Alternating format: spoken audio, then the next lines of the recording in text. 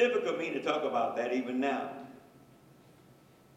It took me almost 10 years to start talking about it because I would get emotional, because King meant so much to me, so much to the world.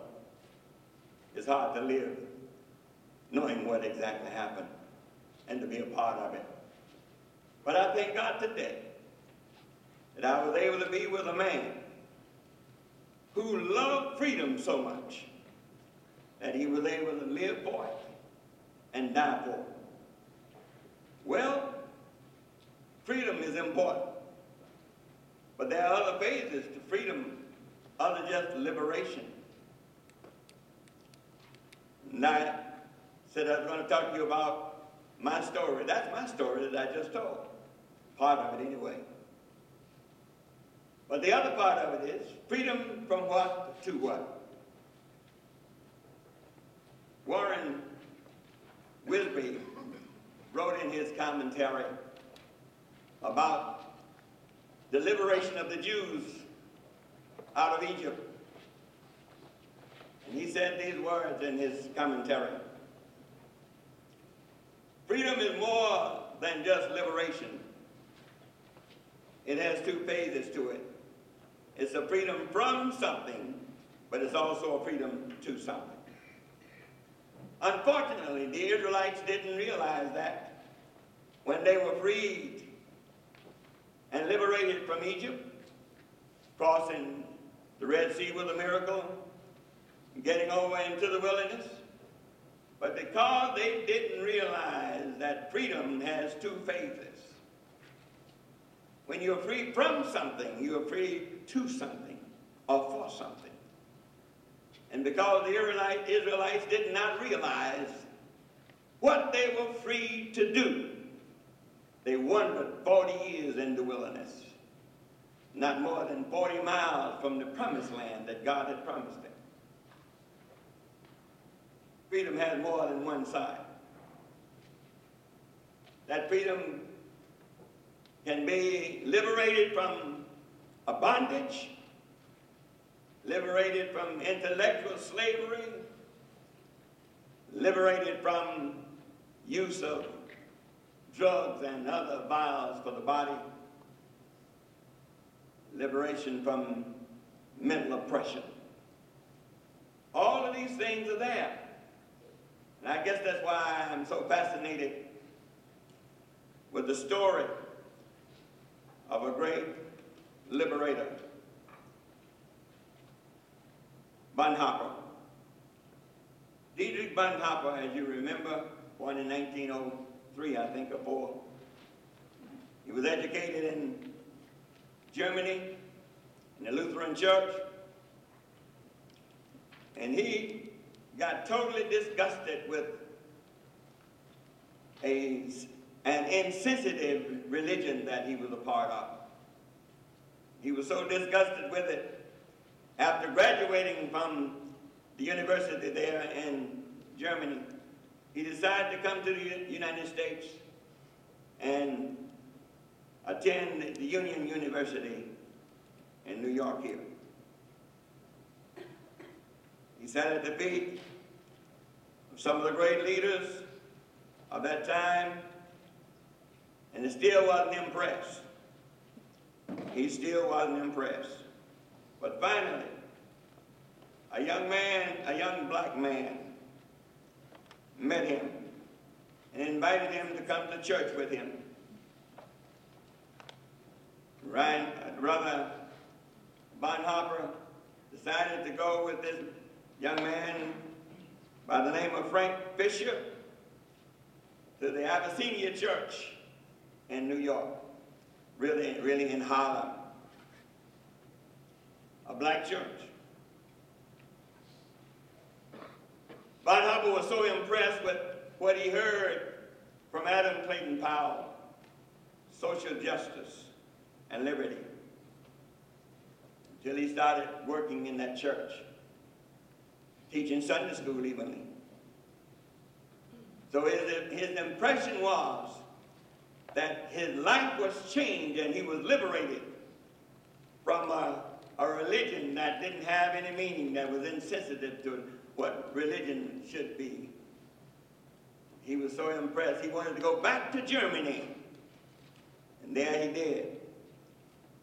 And he began to preach against the Gestapo, trying to liberate the Jews. And he worked so hard.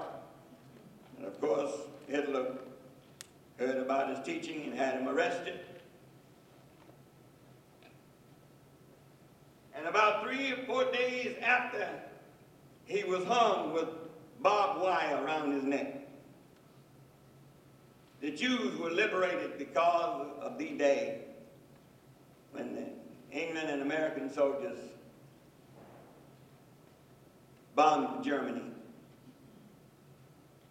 That's the kind of power that freedom has. It will take you out of, and as I like what Bonhoeffer said, it took him from phraseology of religion to theology of religion, a real meaning of what religion, the Christian religion, is all about. Dear people, I hope I haven't bored you too long, but this is life, and this is what freedom means to me. Starting at 6 years old, living with a great-grandmother who was a slave herself, but understood the meaning of freedom, that she instilled in me a desire to want to be free even at that young age. I didn't understand it all until I realized what God was doing, because that very humble beginning at a very young age had affected me to the extent that I had a love for freedom and a desire for liberation of those things that would hold you captive and set you back, keep you enslaved. I thank God that I lived long enough. This year I will out of my 85th birthday. And I thank God that he let me live long enough to see some changes made, even from the poorhouse to the White House, where a black man, an African American, is now the President of the United States. But the thing that is most perplexing to me and bothering me so much right now is that some of us have not learned that freedom has two phases. It's a freedom from something. It's also a freedom to something. When I listen to the news, read the newspaper, and 10 of the most important black officials in government of the city of Memphis are arrested for taking bribes under the table, when we have invested in them our votes and our trust to help make things better, and they're taking bribes in money, some as little as $500 on up to a $50,000 gold watch. When I think about that, and when I see young black men and women destroying each other, my heart bleeds, because I know what price has been paid. Martin Luther King lived and died that we might be free. And some of us take it so lightly. This freedom that we have, it cost a great price.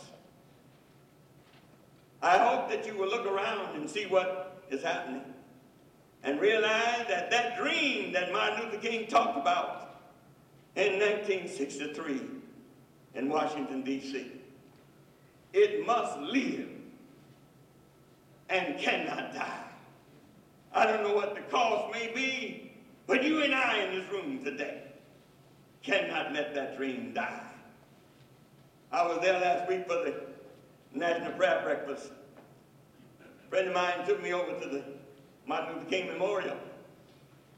And I was standing there with my hands on the statue.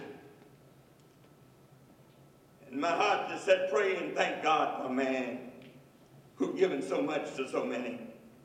I prayed there with my head bowed, and there was a group of young kids there from an elementary school.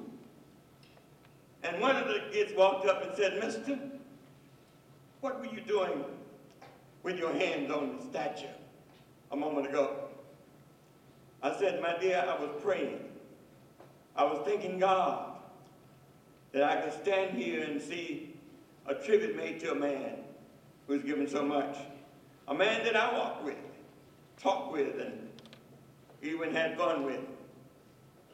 And she said, did you know him? I told him about my acquaintance with him. She went back and told her teachers and all of those school kids who were there. And in a few moments, they all gathered around me and wanted me to tell them some of the story. And I shared with them. But the thing that meant so much to me, one of those young people who was in that crowd said, I'm writing a paper about the life of Martin Luther King. Can I quote you in saying what you're saying?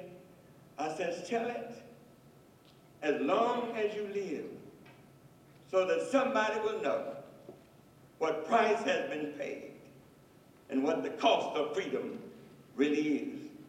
I said, tell it, my dear. My little child, tell it.